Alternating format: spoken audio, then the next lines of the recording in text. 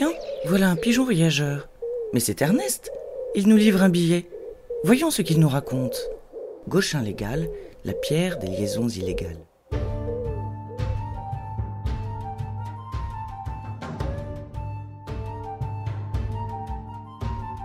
Le petit bourg de Gauchin légal attisera indéniablement votre curiosité.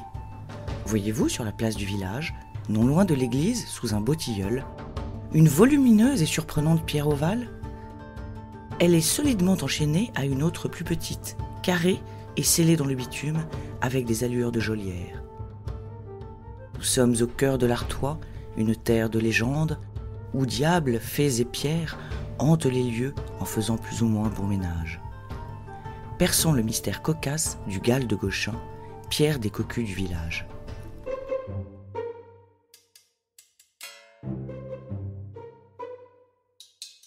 François Rabelais, dans Vie inestimable du grand Gargantua en 1534, affirmait, je cite, « Tout homme marié est en danger d'être cocu. Cocuage est naturellement des apanages du mariage. » Les Gauchinois ne le contrediront probablement pas davantage que le vœu pieux prononcé devant monsieur le curé le jour du mariage « Je promets de te rester fidèle et de t'aimer tous les jours de ma vie. » Mais revenons à notre gros caillou. Jusqu'à il y a une centaine d'années, et pendant plusieurs siècles, cette pierre en grès ovoïde, marquée d'une croix et pesant précisément 132,5 kg, n'a pas vraiment fait régner la paix dans les chaumières. Nous serions tentés de nommer boulet des ménages de la paroisse de Gauchin légal, habité par 320 âmes, ce gal qui signifie pierre, bien qu'il n'ait pas toujours été enchaîné tel un galérien. En voilà la raison.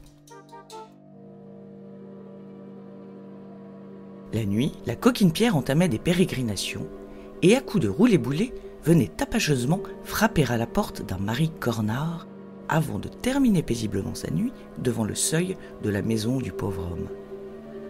Ainsi, le matin, au vu et au su de tous les villageois, l'humiliation s'abattait sur le mari cocu et la honte sur sa femme infidèle, donnant raison à Jean Anouilh qui précisait, je cite, « Le drame du cocu, c'est le drame de l'homme, la connaissance. » Pourtant, si les escapades nocturnes de cette pierre semeuse de zizanie, de médisance et de raillerie venaient porter à la connaissance des Gauchinois l'identité des maris trompés, personne ne semble s'être interrogé sur le partenaire masculin des liaisons dangereuses dénoncées.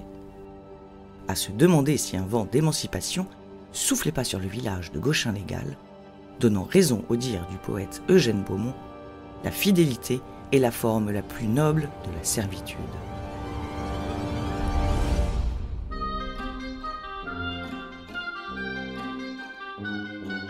« 1914.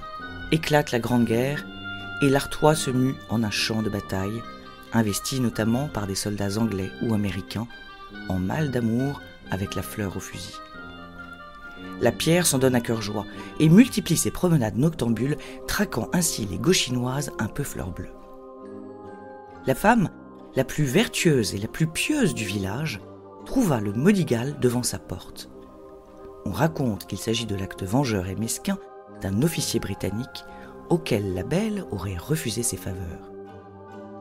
La légende rapporte qu'en 1925, un officier américain du nom de Henry Selden Bacon, amusé mais également attristé par le pauvre sort que subissaient les victimes du Gal, décida d'enchaîner la pierre afin de faire cesser ces vagabondages justiciers. Depuis presque 100 ans, le gros galet se tient sage et statique au milieu du village, où chacun peut l'observer sans savoir s'il parviendra un jour à se libérer. Pierre qui roule n'amasse pas mousse, voilà bien un dicton à méditer.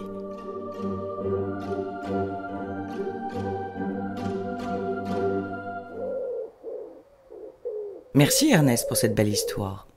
Nous te suivrons attentivement sur le parcours jusqu'à la prochaine étape. Bon vol et restons connectés.